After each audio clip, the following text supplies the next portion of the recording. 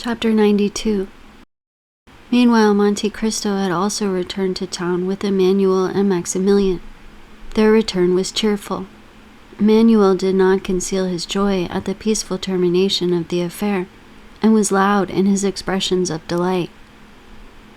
Morel, in a corner of the carriage, allowed his brother-in-law's gaiety to expend itself in words, while he felt equal inward joy, which, however, betrayed itself only in his countenance. At the Barrière du Trône they met Bertuccio, who was waiting there, motionless as a sentinel at his post. Monte Cristo put his head out of the window, exchanged a few words with him in a low tone, and the steward disappeared. "Count," said Emmanuel, when they were at the end of the Place Royale, "put me down at my door, that my wife may not have a single moment of needless anxiety on my account or yours." "If it were not ridiculous to make a display of our triumph," said Morel, "I would invite the Count to our house. Besides that, he doubtless has some trembling heart to comfort. So we will take our leave of our friend, and let him hasten home." "Stop a moment," said Monte Cristo. "Do not let me lose both my companions. Return, Emmanuel, to your charming wife, and present my best compliments to her. And do you, Morel, accompany me to the Champs-Élysées." "Willingly," said Maximilian, "particularly as I have business in that quarter." "Shall we wait breakfast for you?" asked Emmanuel. "No," replied the young man. The door was closed, and the carriage proceeded. "See what good fortune I brought you," said Morel when he was alone with the Count. "Have you not thought so?" "Yes," said Monte Cristo. "For that reason I wish to keep you near me." "It is miraculous," continued Morel, answering his own thoughts. "What?" said Monte Cristo. "What has just happened?" "Yes," said the Count, "you are right, it is miraculous." "For Albert is brave," resumed Morel. "Very brave," said Monte Cristo. "I have seen him sleep with a sword suspended over his head." "And I know he has fought 2 duels," said Morel. "How can you reconcile that with his conduct this morning?" "All owing to your influence," replied Monte Cristo, smiling.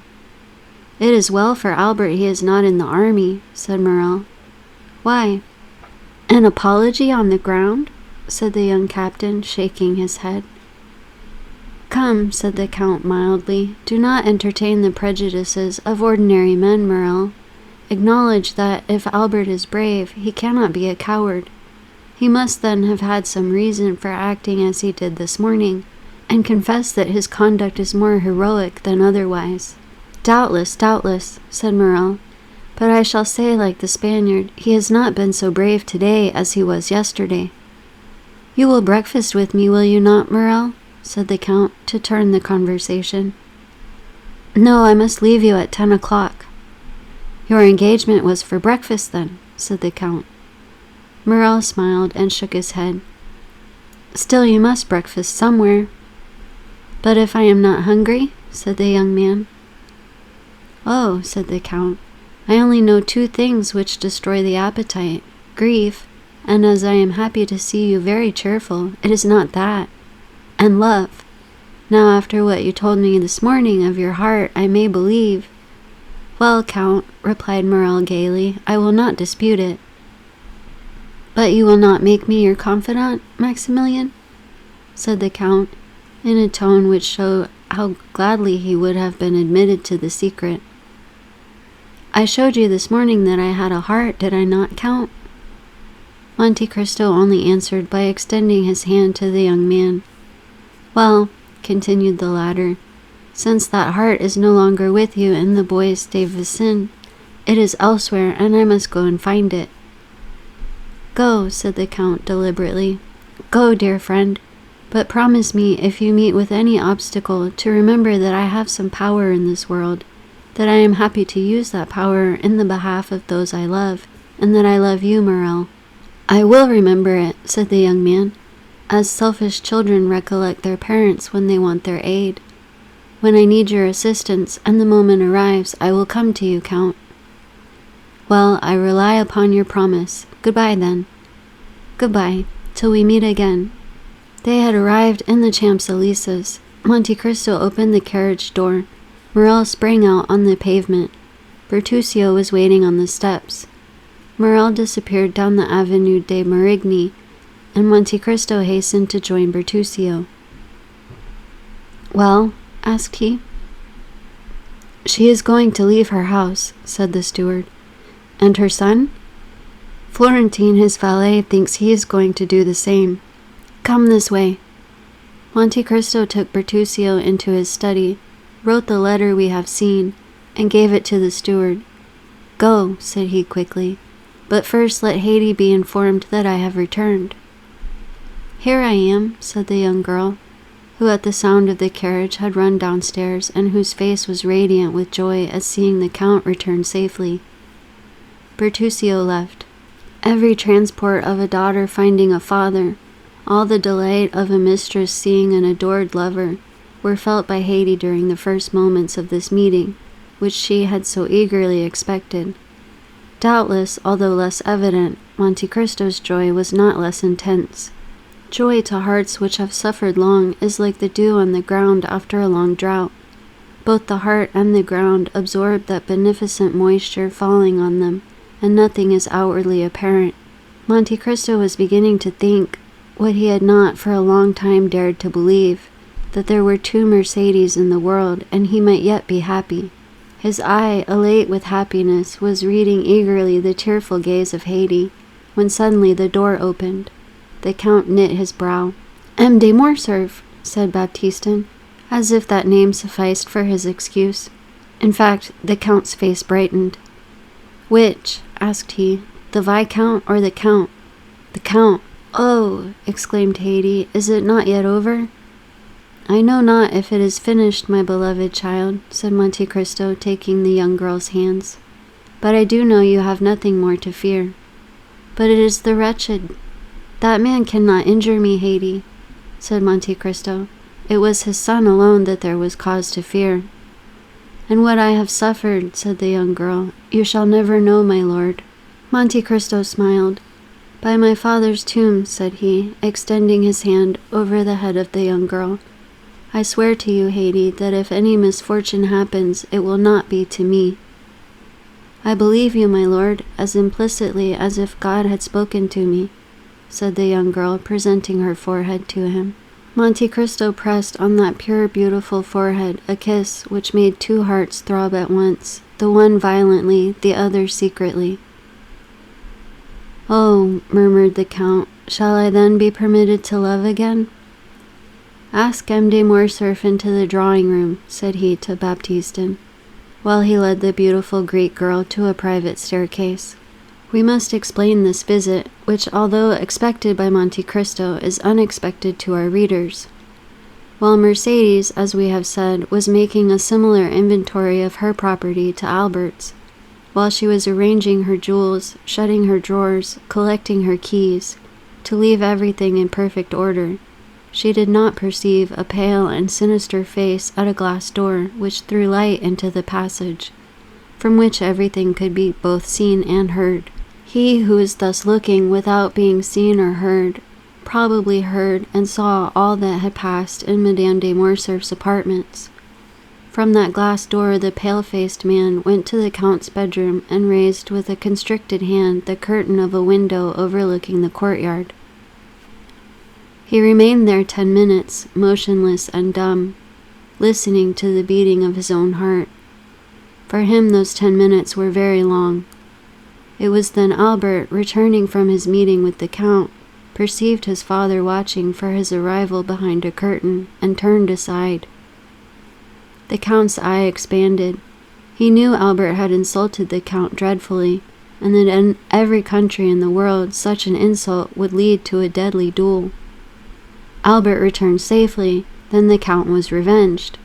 An indescribable ray of joy illumined that wretched countenance, like the last ray of the sun before it disappears behind the clouds which bear the aspect, not of a downy couch, but of a tomb. As we have said, he waited in vain for his son to come to his apartment with the account of his triumph. He easily understood why his son did not come to see him before he went to avenge his father's honor. But when that was done, why did not his son come and throw himself into his arms? It was then, when the Count could not see Albert, that he sent for his servant, who he knew was authorized not to conceal anything from him.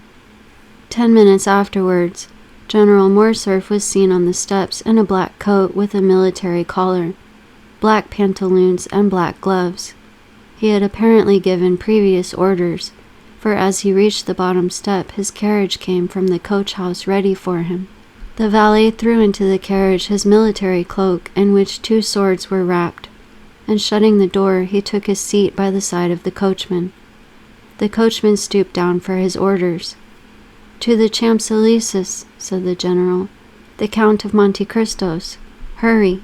The horses bounded beneath the whip, and in 5 minutes they stopped before the Count's door. M. de Morcerf opened the door himself, and as the carriage rolled away, he passed up the walk, rang, and entered the open door with his servant. A moment afterwards, Baptistin announced the Count of Morcerf to Monte Cristo, and the latter, leading Haydée aside, ordered that Morcerf be asked into the drawing-room. The general was pacing the room the 3rd time, when in turning, he perceived Monte Cristo at the door. "Ah, it is M. de Morcerf," said Monte Cristo quietly. "I thought I had not heard right." "Yes, it is I," said the Count, whom a frightful contraction of the lips prevented from articulating freely. "May I know the cause which procures me the pleasure of seeing M. de Morcerf so early?" "Had you not a meeting with my son this morning?" asked the general. "I had," replied the Count. "And I know my son had good reasons to wish to fight with you and to endeavor to kill you." "Yes, sir, he had very good ones. But you see that, in spite of them, he has not killed me and did not even fight." "Yet he considered you the cause of his father's dishonor, the cause of the fearful ruin which has fallen on my house." "It is true, sir," said Monte Cristo, with his dreadful calmness. "A secondary cause, but not the principal." "Doubtless you made, then, some apology or explanation?" "I explained nothing, and it is he who apologized to me." "But to what do you attribute this conduct?" "To the conviction, probably, that there was one more guilty than I." "And who was that?" "His father." "That may be," said the Count, turning pale. "But you know the guilty do not like to find themselves convicted." "I know it, and I expected this result." "You expected my son would be a coward?" cried the Count. "M. Albert de Morcerf is no coward," said Monte Cristo. "A man who holds a sword in his hand and sees a mortal enemy within reach of that sword and does not fight is a coward. Why is he not here that I may tell him so?" "Sir," replied Monte Cristo coldly, "I did not expect that you had come here to relate to me your little family affairs. Go and tell M. Albert that, and he may know what to answer you." "Oh, no, no," said the general, smiling faintly. "I did not come for that purpose, you are right. I came to tell you that I also look upon you as my enemy. I came to tell you that I hate you instinctively, that it seems as if I had always known you, and always hated you. And in short, since the young people of the present day will not fight, it remains for us to do so. Do you think so, sir?" "Certainly. And when I told you I had foreseen the result, it is the honor of your visit I alluded to." "So much the better. Are you prepared?" "Yes, sir." "You know that we shall fight till one of us is dead," said the general, whose teeth were clenched with rage. "Until one of us dies," repeated Monte Cristo, moving his head slightly up and down. "Let us start, then. We need no witnesses." "Very true," said Monte Cristo. "It is unnecessary. We know each other so well." "On the contrary," said the Count, "we know so little of each other." "Indeed?" said Monte Cristo, with the same indomitable coolness. "Let us see. Are you not the soldier Fernand who deserted on the eve of the Battle of Waterloo? Are you not the Lieutenant Fernand who served as a guide and spy to the French army in Spain? Are you not the Captain Fernand who betrayed, sold, and murdered his benefactor Ali? And have not all these Fernands united made Lieutenant General the Count of Morcerf, peer of France? Oh, cried the general, as if branded with a hot iron. Wretch! To reproach me with my shame when about, perhaps, to kill me. No, I did not say I was a stranger to you. I know well, demon, that you have penetrated into the darkness of the past, and that you have read, by the light of what torch I know not, every page of my life. But perhaps I may be more honorable in my shame than you under your pompous coverings. No, I am aware you know me, but I know you only as an adventurer sewn up in gold and jewelry. You call yourself in Paris the Count of Monte Cristo, in Italy Sinbad the Sailor, in Malta I forget what, but it is your real name I want to know, in the midst of your 100 names, that I may pronounce it when we meet to fight, at the moment when I plunge my sword through your heart. The Count of Monte Cristo turned dreadfully pale. His eyes seemed to burn with a devouring fire. He leaped towards a dressing room near his bedroom, and in less than a moment, tearing off his cravat, his coat, and waistcoat, he put on a sailor's jacket and hat, from beneath which rolled his long black hair. He returned thus, formidable and implacable, advancing with his arms crossed on his breast towards the general, who could not understand why he had disappeared, but who, on seeing him again and feeling his teeth chatter and his legs sink under him, drew back and only stopped when he found a table to support his clenched hand. Fernand, cried he, of my 100 names I need only tell you one to overwhelm you, but you guess it now, do you not? Or rather, you remember it.